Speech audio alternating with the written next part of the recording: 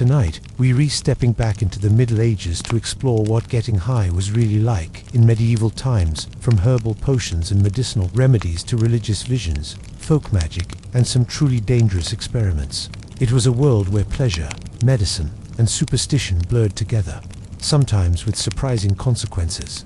If you enjoy calm history, unusual stories, and the strange side of the past, make sure to like this video, subscribe to the channel, and share your thoughts in the comments side. Love to hear what surprised you most.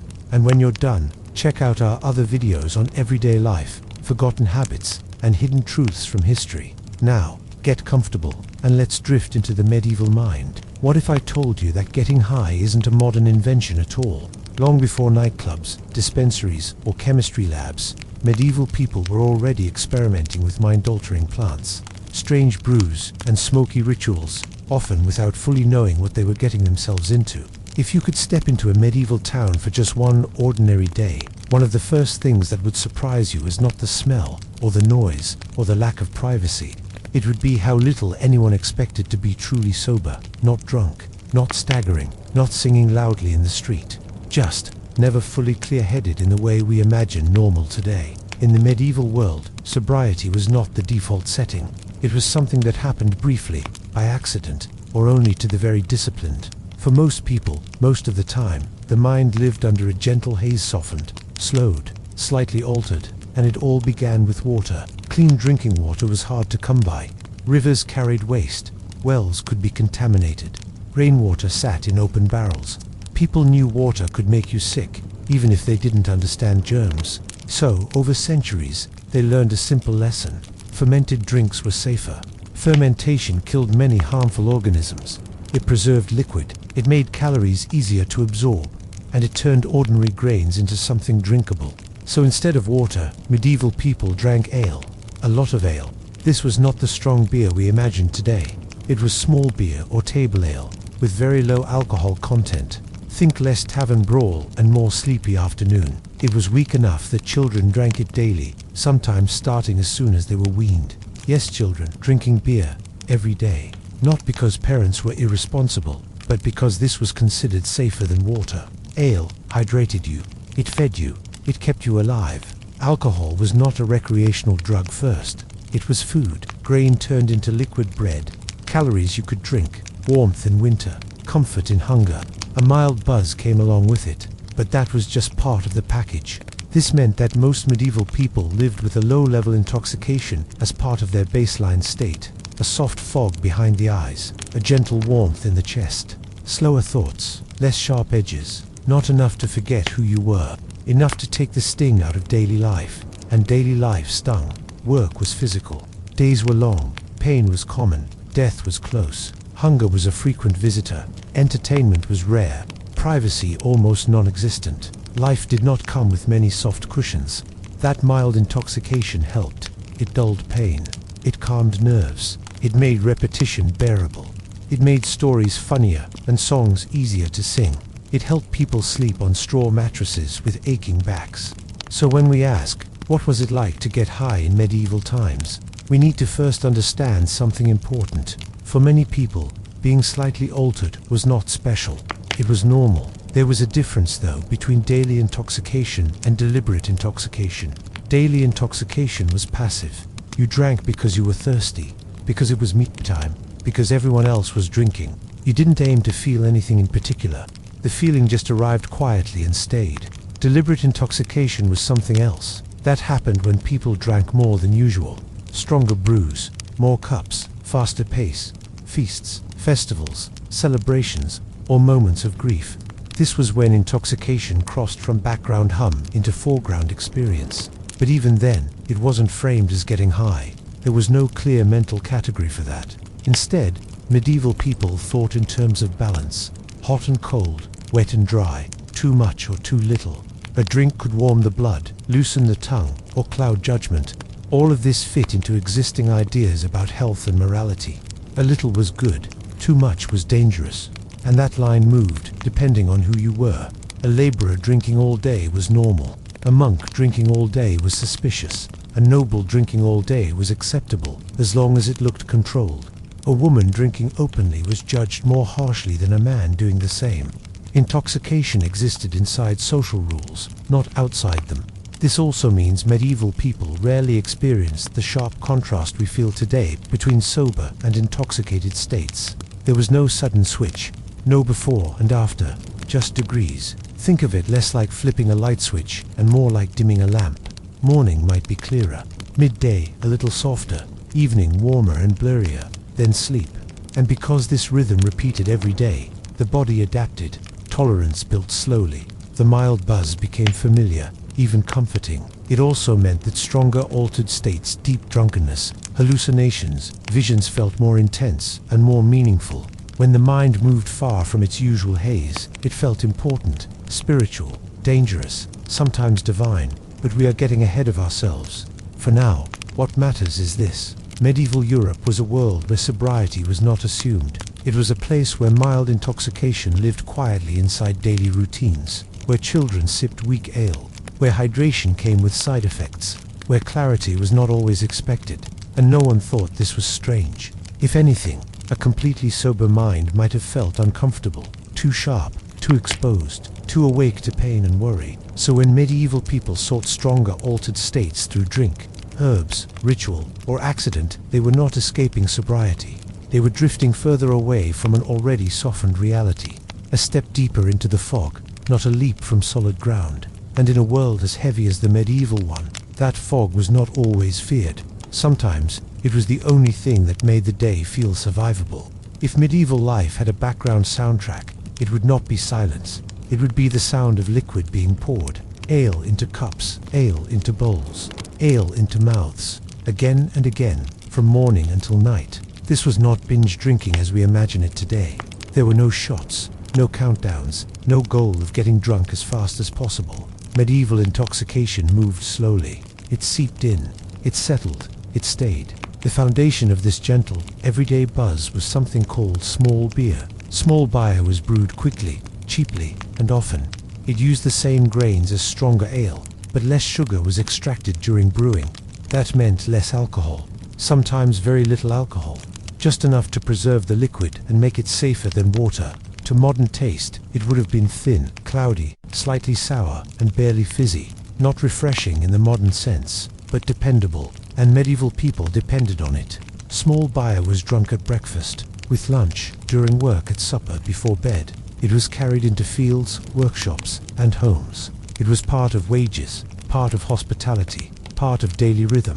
You drank because you were thirsty, and because this was what thirst meant. Brewing was not industrial. It was domestic. Most ale was made at home, usually by women. Brewing was considered part of household labor, alongside baking and childcare. An alewife's skills could make or break a family's comfort. Good ale meant nourishment and safety. Bad ale meant hunger and illness. The process was imprecise. Measurements were loose. Temperatures guessed. Ingredients varied. Each batch was a little different. Some stronger, some weaker, some sweeter, some sour enough to make you wince. This meant alcohol intake was unpredictable. You didn't know exactly how much you were drinking. No labels, no percentages, just taste and habit. So the body learned to float. That is the best way to describe it. Floating. The effects of constant low-level alcohol consumption were subtle but persistent. Muscles relaxed slightly. Thoughts slowed just enough to take the edge off effort. Emotions softened. Pain dulled, but never disappeared. People still worked hard, very hard, but the work felt wrapped in something warm. Imagine swinging a tool all day with a quiet heaviness behind your eyes. Not enough to make you clumsy. Enough to make repetition bearable. The mind did not race. It wandered. Long afternoons blurred into one another. Time moved less sharply. There was less urgency to each moment. That, too, was part of survival. Ale also provided calories. Important ones. Grain transformed into liquid energy. For people who sometimes ate very little solid food, ale could keep the body going. This created a strange situation where intoxication and nourishment were intertwined. Drinking was not indulgence, it was maintenance.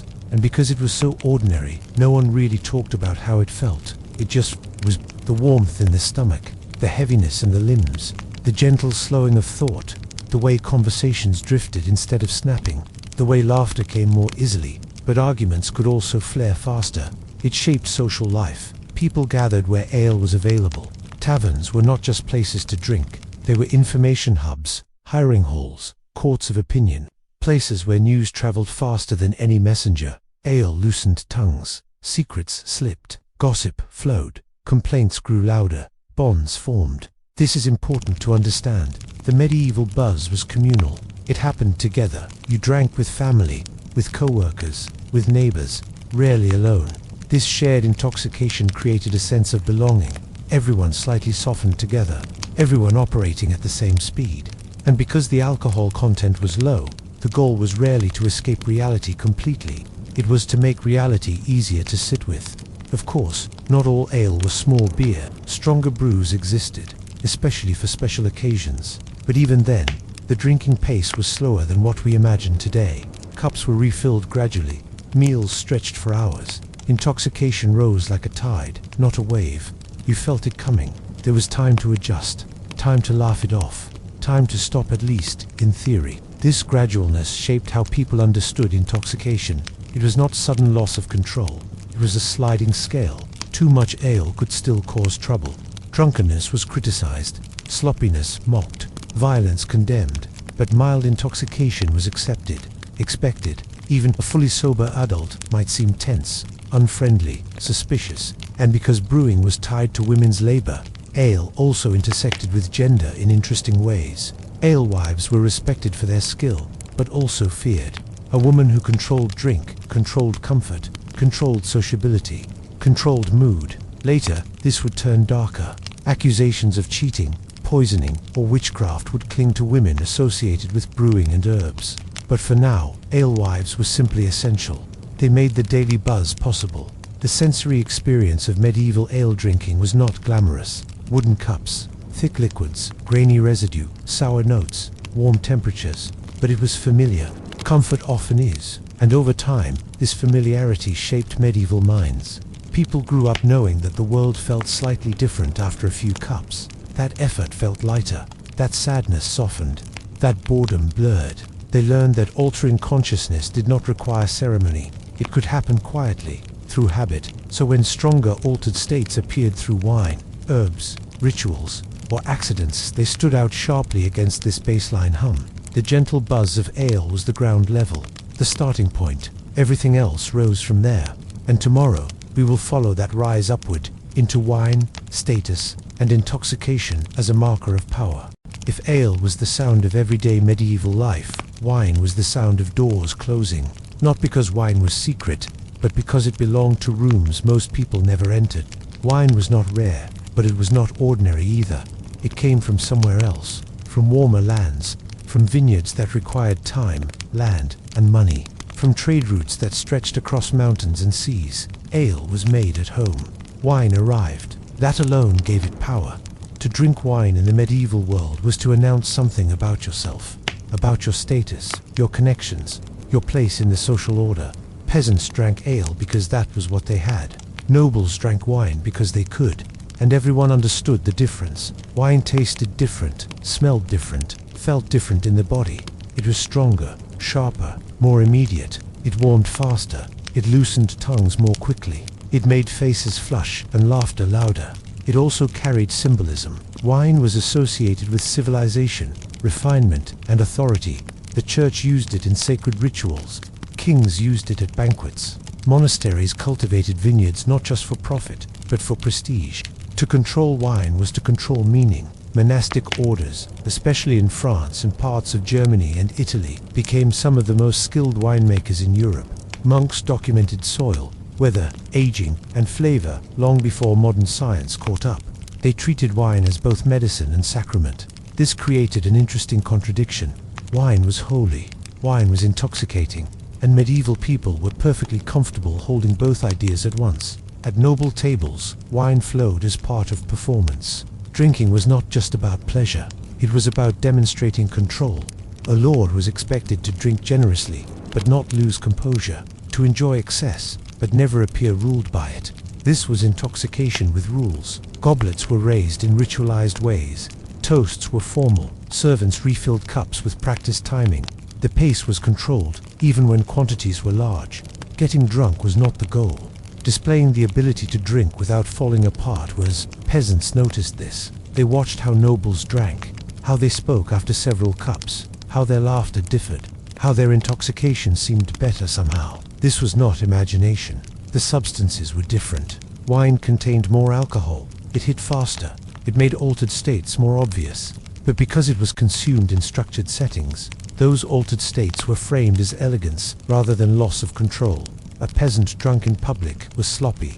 A noble drunk at a feast was indulgent. Same substance class. Very different interpretation. Wine also traveled. Barrels moved along rivers and roads. Merchants tracked vintages. Regions became known for quality. This created early brand recognition long before labels existed. To drink a particular wine was to participate in a wider world. Ale was local. Wine was global. This gave wine a psychological effect beyond intoxication. It carried imagination with it. Warm climates, sunlit hills, distant lands. A sip could feel like escape, not just from pain, but from place. And because wine was more expensive, it was often watered down for wider use. This diluted its strength, but preserved its status. Even watered wine was still wine. It still meant something. Social intoxication, in this context, was about who you were drinking with and where. A cup of wine at a noble table altered your social position, at least temporarily. Servants drank differently when permitted to drink at all. Guests watched each other carefully. Wine sharpened awareness, even as it dulled senses. People paid attention to how others drank, who drank too fast, who refused, who became loud, who stayed calm. These observations mattered. Reputation lived in these moments. Wine also played a role in diplomacy. Treaties were discussed over cups, alliances toasted, decisions made while slightly softened, but not fully blurred. This was intentional. A little intoxication reduced tension. It encouraged agreement. It made silence uncomfortable and speech more likely. Wine was a social lubricant in the most literal sense, but it was not accessible to everyone, and that exclusion reinforced hierarchy. For the majority of medieval people, wine was something encountered occasionally, at festivals, at religious celebrations, at the table of someone more powerful. Those moments stood out. The faster warmth, the quicker laughter, the sharper edge. Wine intoxication felt different from ale intoxication, more vivid, more noticeable, less gentle, and because it was rare, it was remembered. This contrast mattered. It taught people that not all intoxication was equal, that substances carried class. It also shaped desire. People wanted wine, not just for how it felt, but for what it represented. Drinking wine meant stepping, briefly, into another world, one of abundance and authority. Of course, this created tension. Church authorities warned against excess. Moral writers criticized drunken nobles as often as drunken peasants, but enforcement was uneven. Power softened judgment. A peasant punished for drunken disorder would see nobles indulge without consequence. This bred resentment, but also imitation. People learned that intoxication could be framed as acceptable if done correctly. Wine taught medieval society an important lesson. Altered states could be respectable. They could be elevated, even beautiful. This idea would matter later, when other substances entered the picture. Herbs, potions, rituals, visions. If wine could be holy and intoxicating at the same time, what else might be allowed to blur the mind? Wine carved out that mental space. It showed that intoxication was not automatically shameful. That context mattered. That power could reshape perception. And in a world already living under a gentle ale fog, wine offered something sharper, something brighter, something that made the edges glow. Not an escape from reality, but a reminder that reality itself had levels. And next, we will step into a place where those levels were pushed to their limits, where intoxication became spectacle, excess, and performance, where eating and drinking were no longer about survival or status, but about being seen. The medieval feast awaits. If daily drinking was quiet and wine was symbolic, the medieval feast was loud on purpose. This was where restraint was loosened, not accidentally, but by design. Feasts were not just meals, they were events. Carefully staged performances meant to display wealth, power, generosity, and control of theme, all at once. And intoxication sat at the center of it all. A medieval feast could last for hours, sometimes days. Food arrived in waves: heavy meats, thick sauces, spiced stews, sweet pastries, roasted birds presented whole, feathers reattached for drama. each course richer than the last. And with every course, cups were refilled. Wine flowed freely. Ale followed. Sometimes stronger brews were brought out as the night deepened. This was not the gentle daily buzz of small beer. This was intentional excess. But even excess had rules. You were expected to eat a lot, drink a lot, enjoy yourself visibly. Refusing food or drink could be seen as insulting. Accepting it showed loyalty, gratitude, and participation in the social order. Overconsumption was not a failure. It was proof that the host had provided more than enough. This is why accounts of medieval feasts often describe guests vomiting, stepping away briefly, and then returning to the table. To modern ears, this sounds shocking, disgusting, out of control. But in context, it was practical. The feast was not about comfort. It was about abundance. Eating until you were sick demonstrated that there was still more food left. Drinking until you felt unsteady proved that the host could afford waste. Waste was the point. Intoxication at feasts was not private. It was public and visible. Everyone watched everyone else. Who held their liquor, who laughed too loudly, who slurred, who lost composure. These observations mattered. A noble who became sloppy risked ridicule. A guest who drank too little risked offense. The ideal was indulgence without collapse, pleasure without loss of authority. It was a narrow line. Wine helped blur that line just enough. As the evening wore on, the room changed. Heat from bodies and torches thickened the air. Smells layered meat, sweat, smoke, spilled drink. Laughter grew louder. Conversations overlapped. Songs began. Time stretched. This is where intoxication became theatrical. Jokes were told that would not land sober. Stories grew longer, boasts bolder, insults sharper. Emotions rose closer to the surface. Feasts allowed things to be said that could not be said elsewhere. This was useful. Political tensions softened under drink. Alliances were reinforced through shared indulgence. Enemies were forced to sit together, drink together, and pretend, at least for one night, that the world was harmonious. Intoxication smoothed social friction, but it also revealed fault lines. Arguments broke out. Old grievances resurfaced. Someone drank too much and said too much. A laugh lingered too long. A look was misread. Feasts were risky. That risk was part of their power. A host who could manage a feast successfully, who could allow excess without chaos, proved their authority. Their ability to control people, not by force, but by pleasure. Food and drink became tools. For guests, intoxication created a strange sense of safety. Surrounded by others, protected by ritual, supported by abundance, people allowed themselves to drift further than usual, to surrender to the moment. This is one of the few times medieval people might deliberately seek a stronger, altered state, not to escape life, but to participate fully in a shared experience. Drinking alone was suspicious. Drinking together was acceptable. The feast turned intoxication into something communal and meaningful. It also reinforced hierarchy in subtle ways. The best wine went to the highest table. The most exotic dishes were placed closest to the Lord. Servants ate later, often consuming leftovers after the main guests were done drinking. By the time servants drank, the social stakes were lower. Their intoxication mattered less. Even within excess, order remained. Feasts also had a sensory overload that amplified intoxication.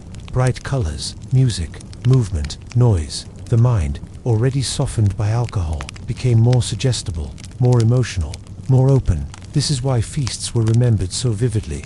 Long after the details faded, the feeling remained. A sense of fullness, warmth, laughter, dizziness, satisfaction, and sometimes regret. Moral writers often warned against feasting. They described gluttony as a sign, drunkenness as a moral failing, loss of self-control as dangerous. But these warnings rarely stopped feasts, because feasts were not just about pleasure, they were about stability. A well-fed, well-drunk nobility was easier to manage. A satisfied guest was less likely to rebel. A shared night of indulgence could smooth tensions that months of discipline could not. In this way, intoxication was political. It was also temporary. Feasts ended. Tables were cleared. Guests stumbled home or were carried to beds. Morning came, often with headaches, thirst, and shame. But the memory lingered, and that memory mattered. For peasants, hearing stories of feasts reinforced the distance between classes. For nobles, hosting feasts reinforced their right to rule. For everyone, feasts marked time. They broke the monotony of daily labor. They offered sanctioned excess in a world that usually demanded restraint. This made intoxication feel earned. You worked hard, you suffered, you obeyed, and then, occasionally, you were allowed to overindulge. This rhythm privation, followed by excess-shaped medieval attitudes toward altered states. Intoxication was acceptable when framed as reward, ritual, or necessity. It was dangerous when it escaped those frames. The feast taught people that intoxication could be loud, visible, and celebrated as long as it served a purpose. And once people learned that the mind could be pushed far from its usual state in a socially approved way, curiosity followed. What else could alter perception? What else could dull pain, heighten emotion, or open strange inner doors? Beyond ale and wine, beyond food and feast, there was a quieter world of substances, leaves and roots, seeds and salves, plants grown not for hunger or thirst, but for the mind itself. And that is where we will go next. Out of the banquet hall, into the garden, away from feast halls and taverns, beyond the noise of cups and laughter. There was another way medieval minds were altered. It did not come in barrels or goblets. It grew quietly in gardens. The medieval world was surrounded by plants that could change how the mind felt, how the body moved, and how reality appeared. People did not call them drugs. They were herbs, remedies, roots, things your grandmother knew about, things your neighbor warned you not to touch. Some healed, some killed, some did both, depending on the dose. And many people used them without fully understanding what they were doing. Henbane, mandrake, belladonna, hemlock. These names sound dark to us now, but in medieval times they were part of everyday knowledge, especially among healers and midwives. They were used to ease pain, calm nerves, help sleep, or bring unconsciousness closer. They were also terrifying. These plants could blur vision, slow breathing, cause vivid hallucinations, and separate the mind from the body in unsettling ways. People described floating, flying, seeing spirits, hearing voices, losing track of time. In other words, getting very high. But medieval people did not frame it that way. They saw these effects through existing beliefs. Balance of humors, spiritual influence, divine signs, demonic interference, healing forces at work. The same sensation could be interpreted in completely different ways depending on who experienced it, where, and why. Herbal knowledge was mostly passed orally, from woman to woman, from healer to apprentice, from mother to daughter. It lived in memory, not books. This made it powerful, but also fragile. A mistake could be fatal. Doses were not measured precisely. Leaves varied in strength. Roots changed with season and soil. What worked last time might kill this time. This uncertainty added fear to the experience. Taking a psychoactive herb was not casual. It was often done out of necessity. Severe pain, insomnia, childbirth, surgery, emotional distress, sometimes curiosity, but usually desperation. And many people did not even know they were consuming something psychoactive. Herbs were mixed into food, drink, or salves. A bitter taste might be explained as medicine doing its job. Strange sensations might be expected, even welcomed, as signs of effectiveness. If your vision blurred and your body felt heavy, the remedy was working. If you saw things, that was more complicated. Some herbs were applied to the skin rather than eaten. Fat-based salves allowed substances to enter the bloodstream slowly. This produced long-lasting, dreamlike states. The body lay still while the mind wandered. People described traveling without moving, floating above beds, leaving the body, meeting beings, visiting strange landscapes. To a medieval mind, this was not imagination, it was experience. And experience demanded explanation. In a world where alcohol created a gentle fog and wine sharpened emotion, herbal intoxication went further. It pushed people beyond familiar mental ground. The effects were stronger, stranger, and less controllable. This made them both valuable and dangerous. Healers knew these plants could ease pain when nothing else worked. Mandrake was famous for its ability to sedate. It was sometimes used before surgery, mixed with wine or applied as a drink, but too much could stop breathing entirely. Belladonna could dilate pupils, blur vision, and create a sense of euphoria or terror. Henbane could cause confusion, agitation, and hallucinations. Hemlock famously killed Socrates, but in smaller amounts, it dulled sensation before it killed completely. These plants sat on the edge between relief and death. That edge shaped how medieval people approached them.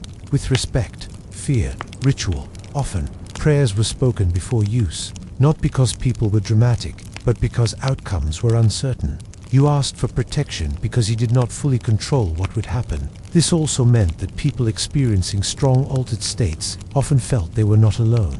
The mind, already primed by religion and superstition, filled in the gaps.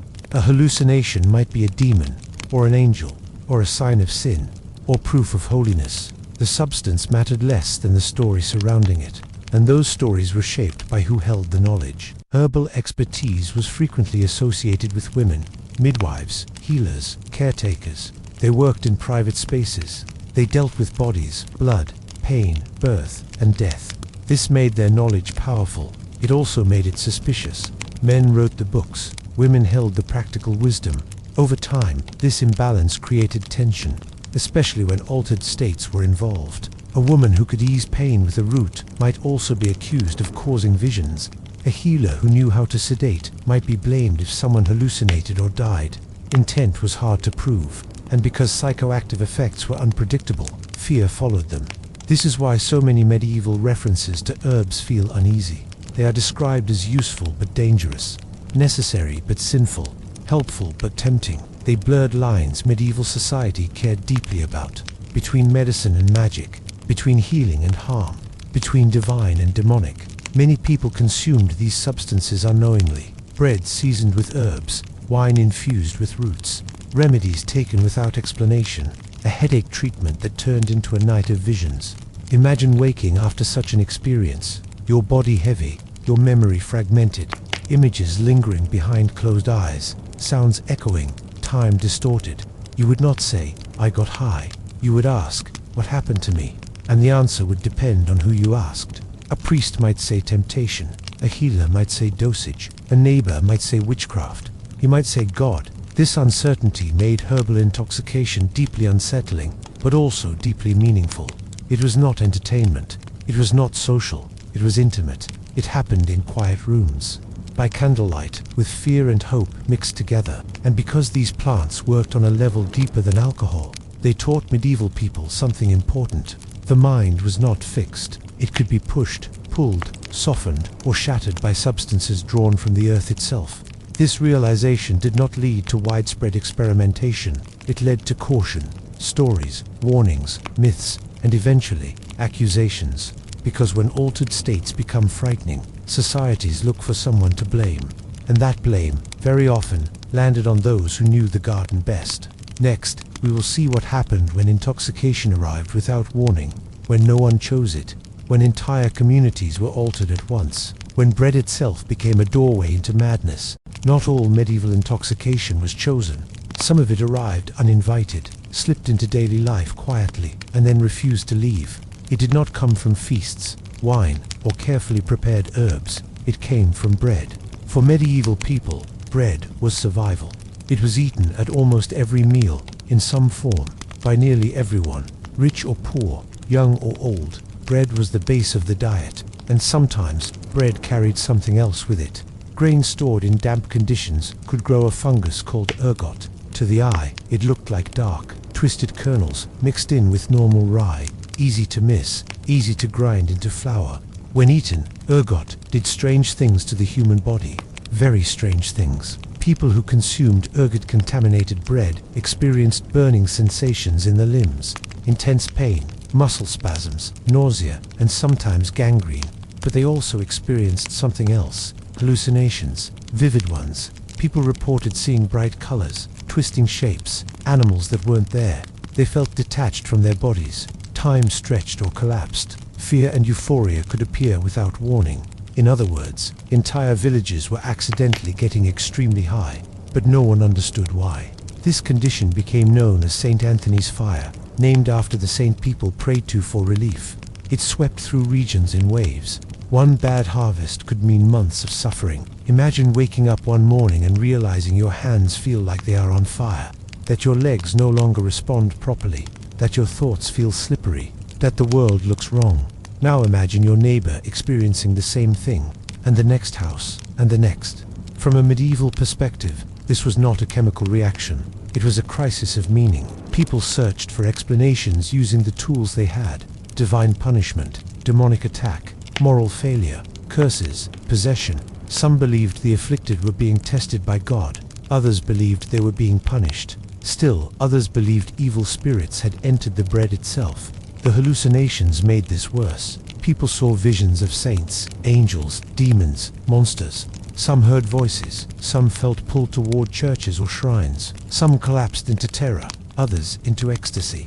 A shared altered state spread across communities, and no one knew how to stop it. This is important to understand. Medieval people did not have a category for mass poisoning. They did not know fungi could alter the mind, so they interpreted what they experienced through belief. And belief shaped reality.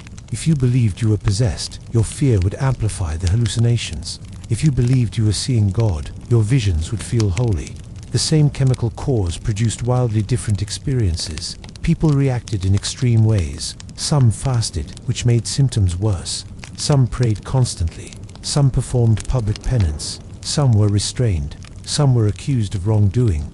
Hospitals run by monastic orders, especially those dedicated to Saint Anthony, became centers for treating the afflicted. They did what they could: clean food, rest, prayer, time. Often, that helped, because once people stopped eating contaminated bread, symptoms slowly faded. But medieval people did not know that. All they knew was that madness had passed through their town like a storm. This kind of accidental intoxication was terrifying because it stripped away control. There was no choice, no ritual, no preparation. One day you were fine. The next, your mind betrayed you. Unlike ale or wine, ergot intoxication was not gentle. It was intense, overwhelming. It did not feel safe. It blurred the line between illness and altered consciousness. Was this sickness, or vision, or punishment? No one could agree. This uncertainty fed fear of altered states in general. If bread could do this, what else might? It also made people suspicious of those who seemed less affected, or more affected, or who behaved differently under the influence. Communities looked for patterns, and when patterns weren't clear, they looked for culprits. This is one reason why medieval societies were so uneasy about unexplained intoxication. When altered states appeared without a clear cause, they were seen as dangerous, contagious, and morally charged. But accidental intoxication did not only come from ergot. Other forms existed too. Fermentation could go wrong. Herbs could be misidentified. Storage conditions could change potency. A batch of ale might be stronger than expected. A medicinal drink might be too concentrated. People did not always know what they were ingesting. This made the experience of getting high unpredictable. There was no standard dose, no expectation of effect, just trial, error, and story. Stories mattered. When one person experienced strange visions, others listened. They shared details. They connected dots. Soon, a narrative formed. This narrative shaped future experiences. If people believed ergot caused visions of demons, more people would see demons. If they believed it caused divine insight, more people would see saints. The substance altered the mind. Culture filled in the content. This is one of the most fascinating things about medieval intoxication. The experience was never just chemical. It was psychological, social, and spiritual all at once. Accidental intoxication taught medieval people that the mind was fragile, that reality could shift without warning, that ordinary food could become a doorway into chaos. This fear did not make them abandon altered states altogether, but it made them cautious. It also made them more likely to interpret intense experiences through religion, which brings us to the next chapter. Because not all visions were feared. Some were welcomed, some were cultivated, some were pursued deliberately through fasting, prayer, and sensory deprivation. In quiet cells and candlelit chapels, medieval people learned that the mind could be altered without substances at all. And when those altered states appeared, they were not called intoxication. They were called holy. Next, we step into the strange and delicate space where ecstasy became sacred. And getting high meant getting closer to God. Not every altered state in the medieval world came from something you swallowed. Some came from what you didn't. Food, sleep, noise, light. Remove enough of these, and the mind begins to change all on its own. Medieval religious life was filled with practices that, intentionally or not, altered consciousness. Fasting, long hours of prayer, isolation, repetitive chanting, incense-filled spaces, and sleepless nights all worked together to push the mind into unfamiliar territory. And when the mind went somewhere strange, it was not called intoxication. It was called devotion. Fasting was one of the most powerful tools. Many holy figures limited their food for days, weeks, sometimes longer. The body weakened, blood sugar dropped, thoughts became light, slippery, intense. People reported visions, sounds, feelings of floating, a sense of presence in empty rooms. Modern science would recognize these as altered states. Medieval people recognized them as encounters with the divine. Incense played its part as well. Churches were heavy with smoke. Frankincense and myrrh filled the air, especially during long services. Breathing slowly, deeply, in dim light, surrounded by echoing voices, the mind drifted, time blurred. Scent is one of the most powerful triggers of memory and emotion. In medieval churches, it also became a trigger for transcendence. Add chanting, repetitive, rhythmic, designed to steady breathing and focus attention, and the effect deepened. Monks and nuns spent hours each day in this environment. Their minds learned to enter altered states without effort. Silence, too, mattered. Isolation in cells or monasteries reduced sensory input. With little to distract the mind, inner imagery grew stronger. Thoughts became louder, visions more vivid. When you live like this, the boundary between internal and external reality weakens. People saw angels, heard God speak, felt their bodies lift, experienced overwhelming joy or terror. These experiences were written down, shared, analyzed, and often celebrated. They were proof of holiness. But here is the quiet tension.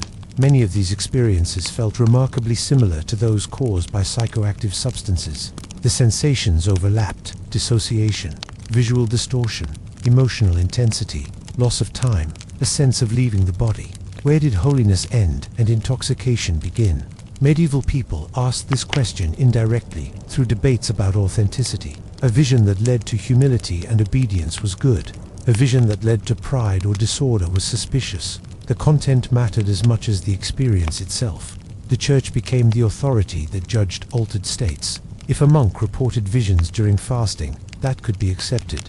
If a woman reported visions at home, without supervision, that could be doubted. Context mattered. Sacred intoxication was allowed when it reinforced structure. It was dangerous when it bypassed it. This created a strange situation where some altered states were cultivated and praised, while others, often chemically similar, were condemned. A nun starving herself to the point of visions might be canonized. A villager hallucinating after eating the wrong bread might be feared. The difference was interpretation, not sensation. Holy trances were also disciplined. They came with rules. Confessors questioned mystics closely. Visions were tested against doctrine. Anything too strange could be labeled delusion or demonic influence. This kept sacred intoxication from spilling into chaos. But the experiences themselves were real. People cried, trembled, fell into ecstasy, lost awareness of their surroundings. Some went days without sleep, sustained by the feeling of closeness to God. From a modern perspective, many of these experiences look like intense altered states brought on by deprivation and sensory overload. From a medieval perspective, they were the highest form of consciousness. This mattered deeply. It meant that altering the mind was not always sinful. It could be the goal, as long as the cause was prayer, not potion. This belief shaped how medieval people thought about other forms of intoxication. Alcohol was tolerated in moderation. Herbs were acceptable as medicine. Visions were sacred if properly framed. But anything that altered the mind outside approved channels was suspect. This created anxiety around substances that produced effects too similar to holy trances. If a plant could make you feel like you were leaving your body, was that stepping on sacred ground? If a salve could cause visions, was it competing with God? These questions did not have clear answers, but the overlap between sacred and chemical altered states made medieval authorities uneasy. It blurred boundaries they worked hard to maintain, and it taught people something quietly unsettling. You did not need wine or herbs to experience transcendence. The mind could do it on its own. This realization was empowering. It was also frightening, because if the mind could create heaven, it could also create hell. And not everyone who entered altered states came back calm and obedient. Some became ecstatic, others became erratic. Which brings us to those who tried to control altered states rather than surrender to them. The monks who brewed, the healers who measured, the institutions that sought to manage intoxication instead of fearing it. Next, we move from visions to discipline, from trances to tinctures, from divine ecstasy to controlled alteration. Next, we enter the quiet, careful world of monks. medicine, and substances used not to reach God, but to survive pain. If holy trances were about surrender, monks represented the opposite idea: control. Monasteries were places of order in a world that often felt chaotic. Days were divided into hours, prayers followed schedules, meals were regulated, silence was enforced, even thoughts were meant to be disciplined. And yet, monasteries were also some of the most important centers of intoxication in medieval Europe. Quietly, carefully, on purpose, monks brewed beer and wine not as indulgence, but as responsibility. Brewing was safer than water. It supported travelers, it fed the sick, it sustained the brothers themselves through long hours of labor and prayer. But monastic brewing was different from household brewing. It was measured, recipes were recorded, ingredients were tracked, strength was adjusted depending on purpose. Some brews were meant to nourish, others to comfort, a few to sedate. This was intoxication with intention. Monks understood something important. Altering the body could alter the mind in useful ways. Pain could be softened, anxiety calmed, sleep encouraged, suffering made bearable. This was medicine. Medieval medicine did not separate mind and body. Illness was imbalance. Treatment meant restoring harmony. Wine infused with herbs became a tool for this. Medicinal wines and tinctures were common in monasteries. Alcohol acted as a solvent, pulling active compounds from plants and preserving them. These drinks could relax muscles, dull pain, or quiet racing thoughts. They also caused mild intoxication, but that was acceptable, because the goal was healing, not pleasure. Pain management was one of the most important reasons monks used mind-altering substances. Surgery existed in medieval times, but anesthesia did not. Operations were fast and brutal. Cutting, burning, sawing. Alcohol was often used beforehand, sometimes mixed with mandrake or other sedating herbs. The goal was not unconsciousness, but confusion, a softening of awareness. Patients drifted rather than disappeared. They felt pressure more than pain. Time stretched, sensation dulled, fear loosened its grip. This was the closest medieval medicine came to controlled oblivion. Monks walked a careful line here. Too little, and the patient suffered terribly. Too much, and the patient might never wake up. Ethics mattered. Medical texts warned against excess. Intoxication was allowed only as far as it served health. Pleasure was suspect. Enjoyment had to be framed as relief. This distinction mattered deeply. A monk drinking wine for warmth or digestion was fine. A monk drinking wine for joy was questionable. A monk losing control was scandalous. Rules governed consumption. Some orders limited wine, others allowed it freely. All emphasized moderation. And yet, monks were human. They lived hard lives. Cold stone buildings, long nights, physical labor, repetitive days. Wine and beer softened this reality, made obedience easier, silence more bearable. So even in places devoted to discipline, mild intoxication was part of survival. The key difference was framing. Monks spoke of substances as tools, not escapes. This language shaped how medieval society viewed acceptable intoxication. If it could be justified as medicine, it could be tolerated. If it supported work, prayer, or health, it was allowed. This is why monasteries became trusted sources of remedies. People believed monks were less likely to abuse substances, more likely to use them wisely. Whether this was always true is another matter, but trust mattered. Monastic infirmaries treated the sick, the poor, and travelers. People encountered altered states there in controlled settings. They learned that intoxication could be gentle, purposeful, and safe at least in theory. This created contrast with other forms of intoxication. Herbal salves used in private homes felt dangerous. Hallucinations without supervision felt threatening. But a medicinal wine given by a monk felt legitimate. Authority changed perception. Monks also recorded observations. How long a patient slept, how much pain eased, what herbs caused nausea or confusion. This slow accumulation of knowledge created early It was not scientific in the modern sense, but it was systematic. And because monasteries preserved texts, their approach to substances influenced later medicine. There was also a spiritual layer to this control. Monks believed suffering had meaning, but unnecessary suffering did not. Easing pain was not sinful if done with humility. The altered state produced by medicine was acceptable because it did not seek pleasure or revelation.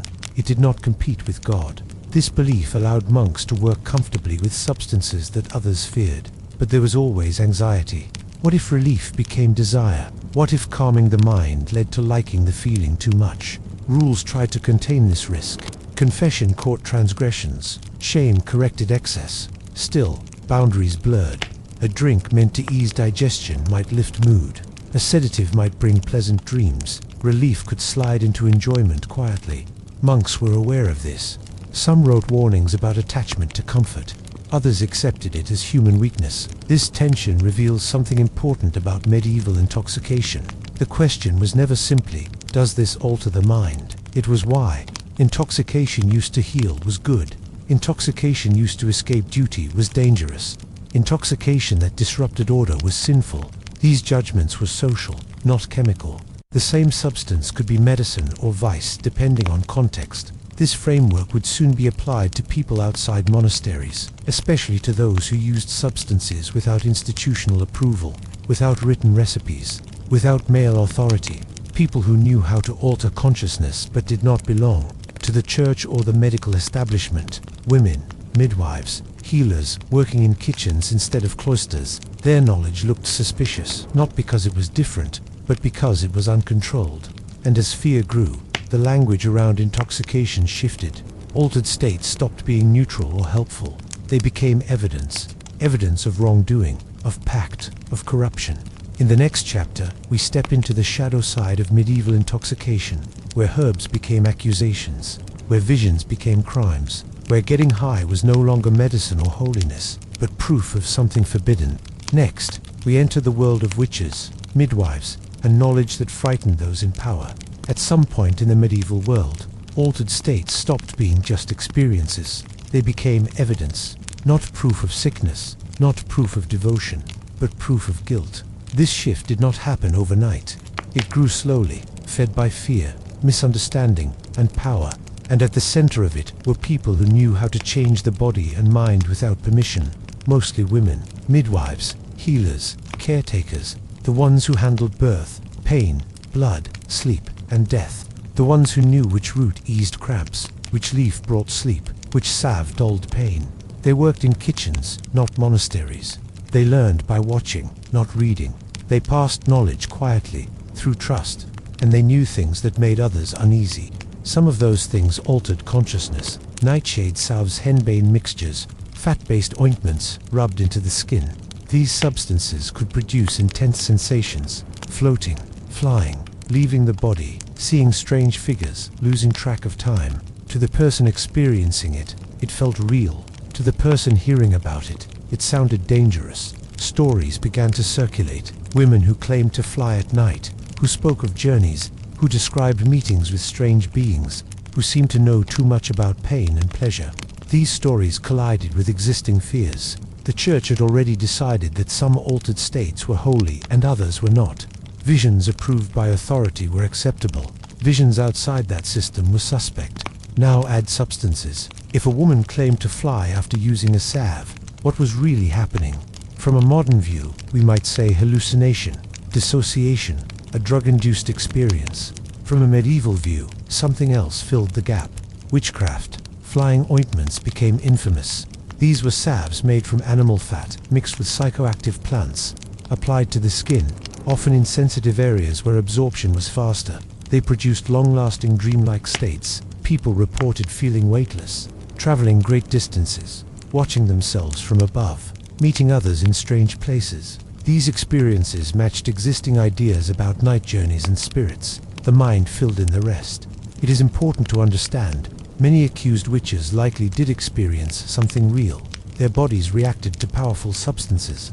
Their minds created vivid worlds. Their memories were fragmented but intense. They were not lying, but interpretation mattered more than truth.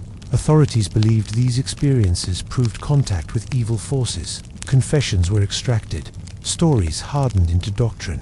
What began as private altered states became public crimes. And once a framework exists, everything fits into it. A woman who eased pain too well became suspicious. A midwife whose patients slept deeply became feared. A healer whose remedies caused visions became dangerous. The same knowledge monks used in infirmaries became criminal when practiced by women without authority. This was not about chemistry. It was about control. Knowledge that altered the mind was powerful. Power outside institutions threatened order, and so it was reframed as evil. Hallucinations were no longer side effects. They were confessions. Fear spread. People began to watch each other more closely. Strange behavior became suspect. Emotional intensity became dangerous. A woman who spoke too confidently could be accused of pride. A woman who withdrew could be accused of secrecy. Altered states made people unpredictable.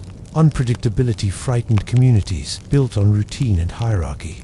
Trials followed patterns. Questions focused on sensations. Did you feel like you were flying? Did time disappear?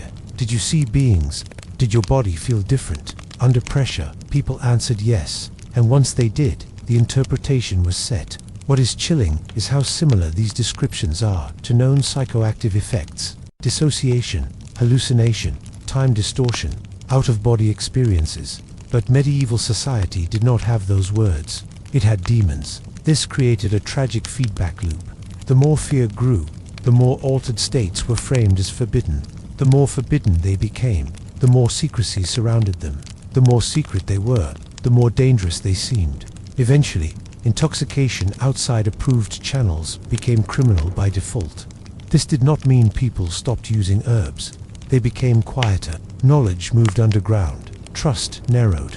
Healers shared less. Mistakes became more dangerous because no one could talk openly about them. And this secrecy made substances even riskier. There were no safe guidelines, no shared corrections, just rumor and fear. Midwives were hit hardest. They worked at the edge of life and death. They used herbs to ease labor pain. Some of those herbs altered consciousness. Women in labor might hallucinate, scream, speak strangely. From a modern view, this is understandable. From a medieval one, it could look like something else entirely. Accusations often followed loss. A child died, a mother suffered, a community needed a reason. Altered states became that reason. It is important to say this clearly. Medieval witch hunts were not about people getting high for fun. They were about fear of uncontrolled knowledge, fear that the mind could be altered without church approval, fear that women held power over bodies, fear that reality itself could be bent quietly, in kitchens and bedrooms. Intoxication, once tolerated as medicine or ritual, became suspicious when it produced pleasure, visions, or autonomy, especially when women controlled it. This does not mean medieval society rejected all non-alcoholic substances. It means it demanded authority. Substances had to be framed as medicine, used by approved hands, justified by doctrine. Anything else risked punishment. The irony is painful. The same plants that eased suffering became evidence of evil. The same sensations praised in saints were condemned in healers. Context decided everything, and this context created a long shadow. Fear of altered states lingered. Herbal knowledge fractured. Trust eroded. But desire did not disappear. People still wanted relief, still wanted connection, still wanted pleasure. And where there is desire, there are quieter forms of intoxication, not public, not spiritual, not medicinal, intimate. Which brings us to the next chapter. Because medieval people did not only use substances to heal or escape pain, they also used them to love, to seduce, to conceive, to control desire. Love potions, aphrodisiacs, substances meant to soften the heart, warm the body, and blur judgment just enough. In a world where pleasure was policed, desire found its own chemistry. Next, we step into that quiet, dangerous space where intoxication met romance, and the line between magic and manipulation grew thin. Not all intoxication was about survival, religion, or punishment. Some of it was about the heart, about desire, about making someone notice you, want you, or fall in love. Medieval people had long understood that the body and mind were connected. Altered the body, and you could nudge the mind along. And so, in kitchens and gardens, love found its own chemistry. Herbal aphrodisiacs were common. Damiana joimbe, Spanish fly, sometimes real, sometimes imagined, were mixed into drinks, porridges, and ointments. People believed that these substances could awaken desire, increase stamina, or soften hearts. The recipes were often guarded secrets, passed from mother to daughter, healer to apprentice. Sometimes they worked, sometimes they killed, sometimes they did nothing at all. Alcohol played a role too. A well-timed cup of wine could loosen tongues, lower inhibitions, and make a handshake linger. Unlike the gentle buzz of ale or the ceremonial intoxication of noble wine, love-related intoxication was intimate, often private, carefully framed, designed to manipulate attention and emotion without drawing public notice. Love potions were rarely about grand gestures. They were about subtle influence, a drop in a drink, a pinch in a sauce. Sometimes the effects were psychological. The belief in the potion's power was enough to create the sensations it promised. Medieval people understood placebo, even if they didn't call it that. Yet these substances carried risk. Too much could poison, too little could do nothing, and the intention mattered. A potion meant to charm, if used maliciously, could be seen as witchcraft, just as the same herbs used to heal pain could be labeled evidence of evil. Love potions straddled the line between acceptable desire and criminal manipulation. Consent, of course, was a complicated matter. Alcohol could loosen tongues, herbs could soften bodies, but medieval law and morality were murky. There was always an awareness that altering someone's mind could be dangerous, not just physically, but socially and spiritually. A potion gone wrong could ruin a reputation or end a marriage, yet people tried anyway. Desire is a stronger motivator than caution. Courting the right person could be difficult, but the right potion promised advantage. Romance and chemistry, literal and metaphorical, mixed in kitchens across Europe, sometimes in secrecy, sometimes with semi-public knowledge. Fertility was another area where intoxication and desire overlapped. Herbs believed to stimulate conception were common. They were applied as ointments, teas, or charms. Men and women alike were encouraged to use them, and rituals often accompanied consumption prayers, gestures, incantations, blurring magic, medicine, and desire. Even the most innocent of substances could carry double meanings. A cup of wine could spark conversation, laughter, flirtation. A scented ointment could draw attention, heighten sensation, awaken passion. The medieval mind did not separate physical effect from moral meaning. Pleasure, desire, intoxication, and sin were intertwined in ways we struggle to pass today. This interplay between subtle chemical influence and human emotion made love-related intoxication uniquely personal. It was private, intimate, and sometimes dangerous, but also deeply human. People sought more than altered consciousness. They sought connection, intimacy, and the fleeting thrill of being seen. And yet, as with sacred trances, pleasure here was regulated by social and moral rules. A noblewoman caught distributing potions to servants might be punished. A midwife using aphrodisiacs outside of accepted practice could face suspicion. Even desire, when chemically nudged, had boundaries enforced by authority. So medieval love potions were never just about joy or lust. They were a negotiation with risk. They were chemistry, psychology, and morality rolled into one. They illustrate something profound about human desire. The urge to alter perception, to make the world slightly bend in your favor, has always existed. Even in a world that policed intoxication, that feared herbal knowledge, that defined morality strictly, people found ways to explore sensation, pleasure, and connection. And sometimes, intoxication was about that alone, about easing the body, opening the mind, and softening the heart. But sometimes, altered states were less subtle. Sometimes they were about escape, about avoiding pain entirely, about blurring the edges of consciousness so thoroughly that the world, with all its suffering, disappeared for a while. Next, we step into that darker territory, the substances used to endure pain, surgery, and suffering, where intoxication became a shield, not a seduction. Not all altered states were gentle, sacred, or seductive. Some were brutal, unforgiving, born from necessity rather than curiosity. Medieval life was hard. Injury, disease, childbirth, and labor were constant realities. Pain was not an occasional visitor, it was a persistent companion. And without modern medicine, people needed ways to endure it. Surgery existed, though rarely. Amputations, trepanations, and tumor removals were performed with knives, saws, and cauterization. There was no anesthesia in the modern sense. No gas, no sedatives, no monitoring equipment. Just skill, courage, and sometimes alcohol or herbal concoctions. This is where intoxication became a survival tool. Wine was the first step. Stronger, medicated wines were sometimes used to dull the senses before cutting began. Herbs like mandrake, henbane, or opium might be mixed in, creating a thick, bitter drink that dragged the mind toward oblivion. Patients often remained conscious, but their perception of pain shifted. Sensations blurred. Time slowed or stretched. Thoughts became disconnected from the body. Fear melted into a dull haze. though sometimes terror still flickered in corners of the mind. The experience was neither pleasant nor fully absent.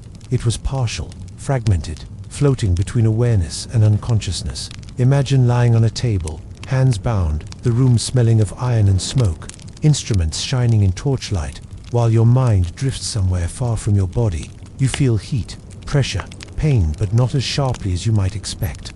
The edge of suffering has been dulled. Your vision swims, sounds echo, moments stretch, then compress. This was deliberate, controlled, yet unpredictable. The same dose could numb one patient and frighten another.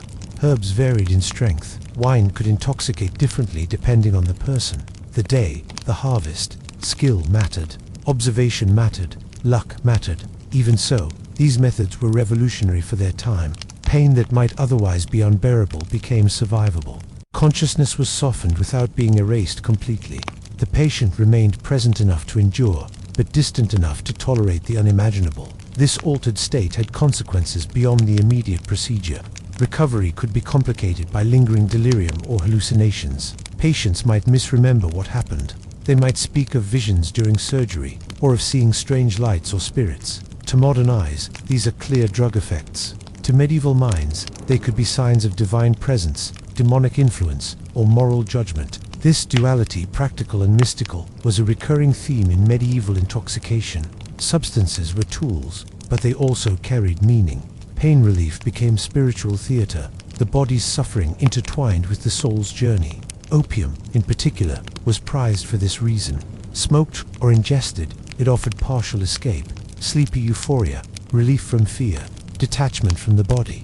In small amounts, it allowed survival. In larger amounts, it could render someone almost entirely absent, but even monks and physicians cautioned moderation. Overuse could kill, dependence could form. The line between relief and harm was narrow. Survival required attention, skill, and timing. Intoxication in the context of pain also shaped medieval attitudes toward death. Consciousness could be eased, fear could be softened. Even facing mortality could be made bearable by carefully applied substances. This is why wine, herbs, and salves were so entwined with medical practice, despite their intoxicating effects. The lesson medieval people absorbed was profound. Altered states could serve life, not just pleasure or ceremony. The mind could be softened to endure, to survive, to make suffering manageable. Intoxication became a bridge between unbearable reality and tolerable perception. Yet it was not private. It could be observed, judged, interpreted. A patient who enjoyed the relief too much might attract moral scrutiny. A healer who misapplied a remedy could face accusations. Even medicine was social.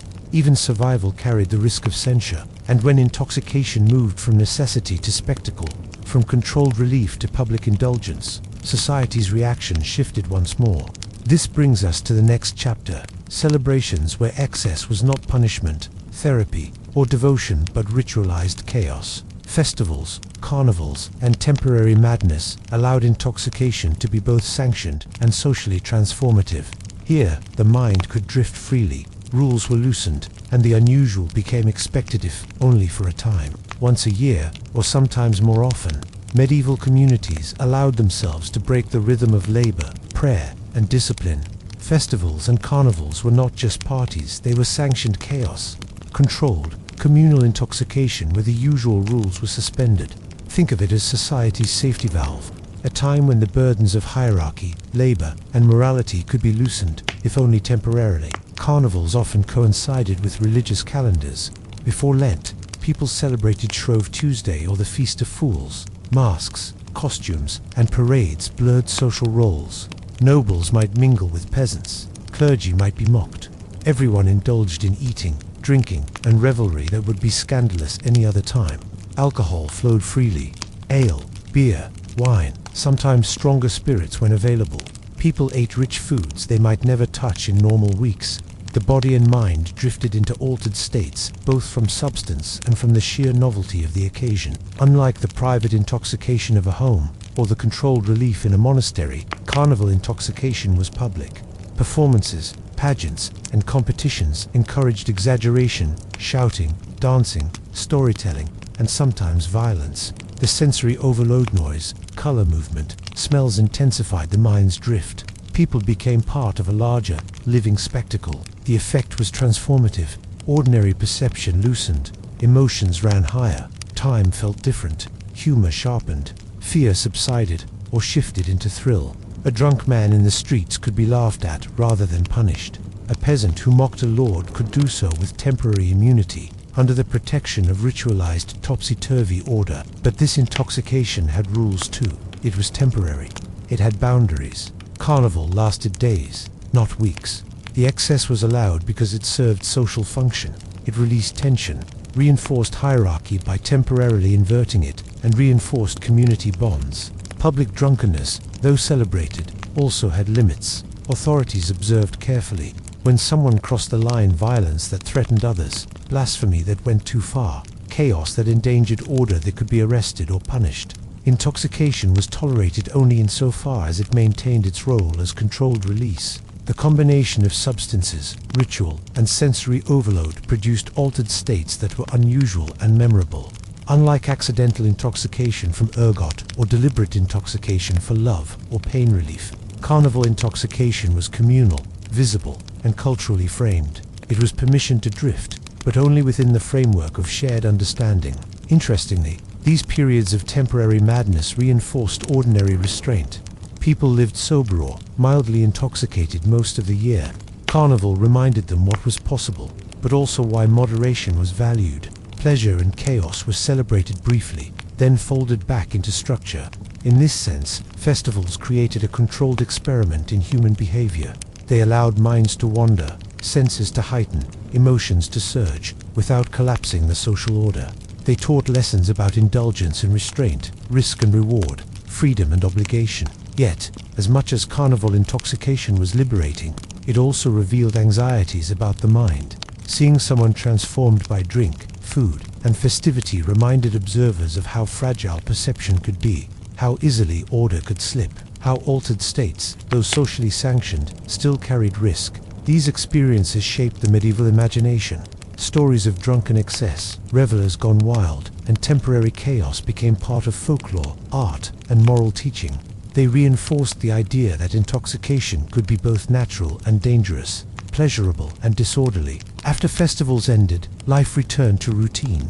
The intoxicated body sobered, time, order, and hierarchy resumed.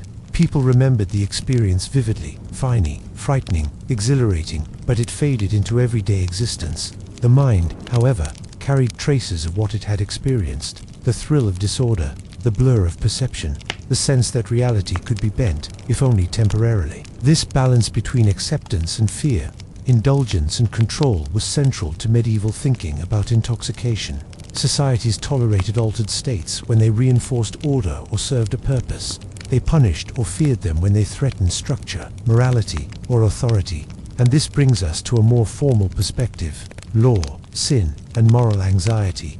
How authorities sought to codify acceptable intoxication, how drunkenness was regulated, and how public perception shaped what was allowed and what was condemned. Next, we step into the world where intoxication became a question of morality, legality, and social order. By the time festivals had faded, the sober workweek resumed, and monasteries enforced their disciplined routines. Medieval authorities had developed a more formal relationship with intoxication. Not all forms were welcomed. Not all states of altered consciousness were tolerated. The mind could drift, float, or spin, but only within socially sanctioned parameters. Outside those limits, intoxication became a moral and legal question. The medieval understanding of drunkenness was nuanced, even if inconsistent. Drinking itself was not considered sinful in the abstract. Alcohol, beer and wine were necessities in many communities. They nourished, hydrated, and even preserved health. As we've seen, children drank weak ale, laborers drank small beer with every meal, and nobles indulged in wine with the expectation that a controlled level of inebriation enhanced social performance.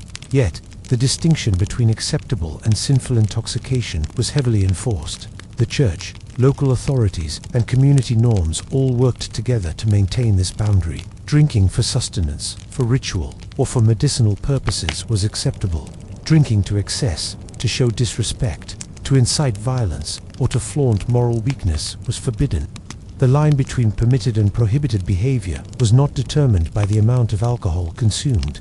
but by its social, moral, and spiritual consequences. Church authorities had a particularly strong influence on shaping these norms. Clerics preached against gluttony and drunkenness, emphasizing moderation as a reflection of moral and spiritual health. Intoxication that disrupted prayer, confession, or the Sabbath was seen as a direct affront to God.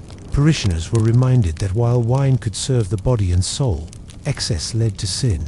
These sermons were not merely theoretical, they were moral tools designed to shape behavior, reinforce social norms, and maintain order in communities where law enforcement was sporadic at best. Secular authorities also took an active role. Town charters, village ordinances, and local statutes often included specific rules regarding drinking. Public drunkenness could be fined. Disorderly behavior under the influence could lead to arrest or corporal punishment. In some regions, intoxicated individuals who insulted a noble or struck a neighbor could be held accountable for their actions, even if the initial behavior was partially attributed to alcohol. In this way, intoxication was not an excuse, it was a test of self-control and social compliance. Moral anxiety surrounding intoxication extended beyond mere public order. It reflected deeper concerns about human vulnerability, spiritual purity, and the capacity for self-governance. Medieval society believed that the mind was malleable, the soul susceptible, and the body a potential vehicle for sin. Excessive indulgence in alcohol or other mind-altering substances was therefore interpreted not just as foolish, but as spiritually dangerous. It could lead to moral corruption, violent behavior, and even eternal damnation. This moral framing extended to herbal and chemical intoxication as well. While monastic medical use was tolerated, unlicensed use of psychoactive herbs by lay people, particularly women, was increasingly treated with suspicion. A midwife applying a hallucinogenic salve might be accused of witchcraft, while a monk administering the same herb for pain relief could be praised for skillful care. The difference was authority, intention, and social acceptability. Knowledge that altered consciousness without institutional sanction became a potential source of sin and legal liability. Punishments for transgressions were variable, depending on severity, context, and social status. Minor infractions, drunken brawls, public vomiting, or offensive behavior might incur fines, public humiliation, or temporary detention. More serious cases, particularly those involving harm to others or repeated excess, could result in corporal punishment or imprisonment. In extreme cases, intoxication intersected with accusations of heresy or witchcraft, especially when substances were used to induce visions, hallucinations, or sexual activity.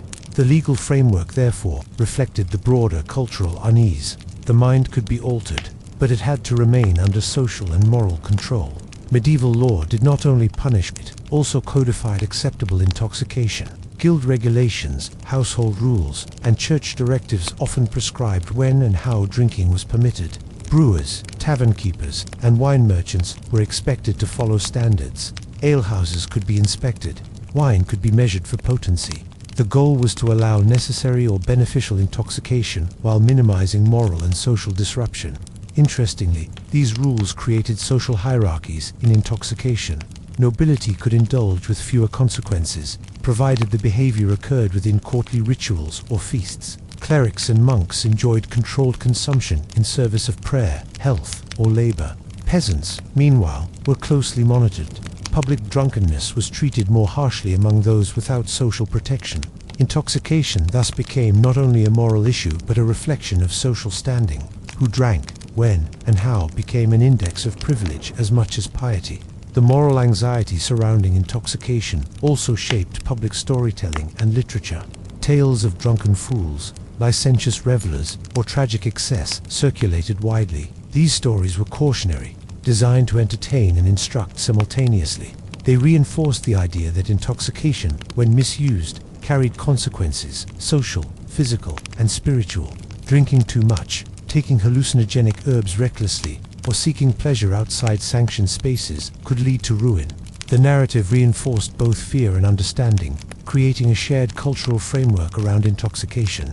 In daily life, this anxiety manifested in subtle ways. Even moderate drinkers, or those using herbs medicinally, were aware that perception and judgment could be observed, judged, and morally interpreted. Intoxication was not a private affair. It was a public performance. The mind could be softened, the body eased, but the community and God were always watching. Social etiquette, ritual expectation, and moral vigilance served as checks on behavior. It is also worth noting that this tension between natural human desires and moral regulation shaped medieval self-perception. People understood that the mind was vulnerable to chemical, sensory, and ritual influences. They were aware that pleasure and pain, clarity and delusion could be shifted through substances or practices. This awareness generated both innovation and caution, experimentation and fear.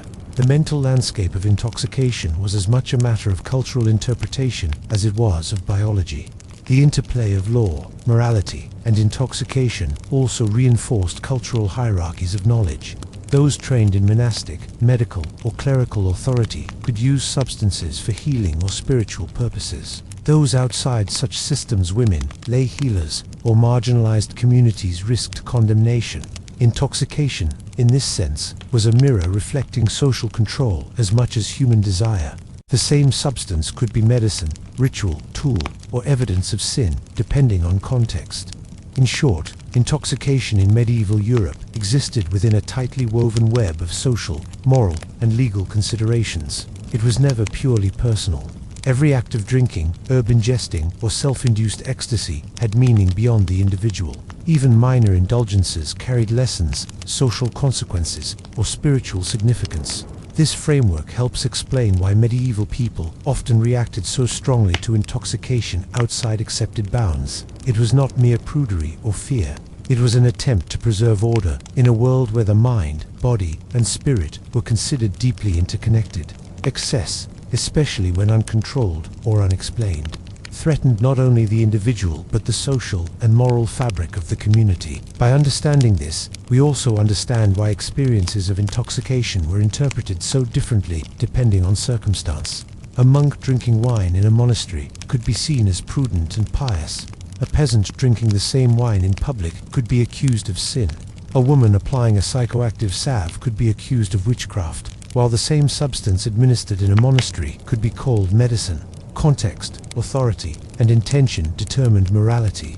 And yet, despite this moral and legal anxiety, human curiosity and desire persisted. People continued to seek altered states for relief, for celebration, for love, for survival, for communion with the divine. Intoxication was never eliminated. It was constrained, framed, and interpreted. It existed as a regulated freedom, a space where the mind could wander, but only under watchful eyes. This brings us to an essential question. What did all of this actually feel like, beyond rules, fears, and morality? How did medieval people experience the sensations of intoxication, the dizzying blur of ale, the floating of sacred trances, the fearful hallucinations, the gentle relief from pain, the thrill of festival chaos, or the intimate warmth of love potions? To understand medieval intoxication, we have to move beyond rules, herbs, and social anxieties. We have to step inside the mind of a person living in that world. Not a historian, not a monk, not a nobleman judging morality, but a human being experiencing the blur, the warmth, the fear, and the strange joy that came from altered states. Imagine a day in late spring, in a small village somewhere in England. You wake to the smell of smoke from the hearth, damp straw, and the faint tang of ale left over from last night's brew.